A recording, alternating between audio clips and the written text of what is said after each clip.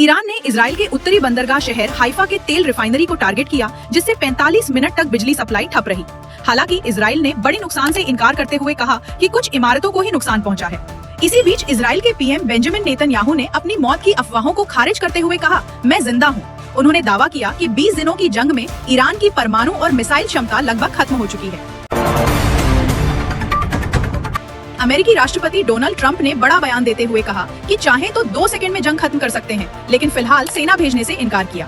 Trump ने ये भी दावा किया कि ईरान की नेवी और एयरफोर्स लगभग तबाह हो चुकी है। इसी बीच ईरान ने अमेरिकी F-35 फाइटर जेट गिराने का दावा किया, जबकि इजराइल ने ईरानी सैन्य ठिकानों और नौसेना इंफ्रास्ट्रक्चर को तबाह करने का वीडियो जारी किया।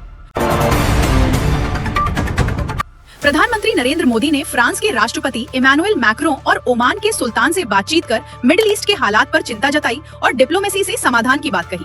फ्रांस ने भी साफ कहा, युद्ध रोककर बातचीत जरूरी, खासकर ऑयल और एनर्जी साइट्स पर हमले तुरंत बंद होने चाहिए। सरकार ने माना कि मिडिल ईस्ट जंग का असर भारत पर पड़ सकता है, क्योंकि एलपीजी का बड़ा हिस्सा कतर से आता है। हालांकि पेट्रोल, डीजल और गैस का स्टॉक पर्याप्त बताया गया है और लोगों से घबराकर खरीदारी न करने की अपील की गई है।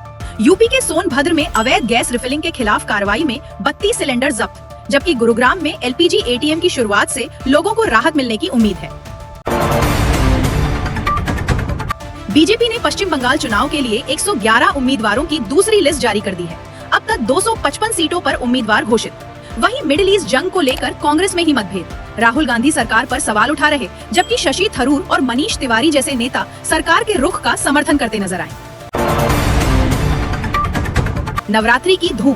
चैत्र नवरात्रि के दूसरे दिन मां ब्रह्मचारिणी की पूजा, मंदिरों में भारी भीड़। राष्ट्रपति द्रौपदी मुर्मू मथुरा वृंदावन दौरे पर, प्रेम मंदिर में पूजा और आरती में शामिल हुई। काशी विश्वनाथ धाम में गंगा आरती की शुरुआत, हजारों श्रद्धालु शामिल। मौसम का बदला मिजाज, बारिश, आंधी और बर्फबारी का अलर्ट। मौसम विभाग ने 21 राज्यों में बारिश और आंधी, जबकि 6 राज्यों में ओलावृष्टि का अलर्ट जारी किया। दिल्ली एनसीआर में बारिश के बाद ठंड बढ़ी, वहीं जम्मू कश्मीर में बर्फबारी के बाद मुगल रोड खोलने का काम जारी। खेल जगत। चेन्नई सुपर किंग्स को बड़ा झटका, ऑस्ट्रेलियाई तेज गेंदबाज नेथन एलिस चोट के कारण टूर्नामेंट से बाहर। वहीं विराट कोहली ने बेंगलुरु में प्रैक्टिस शुरू कर दी है और फैंस को मैसेज दिया, मैं एक और चेस के लिए तैयार हूँ। फिलहाल के लिए इतना ही, नमस्कार।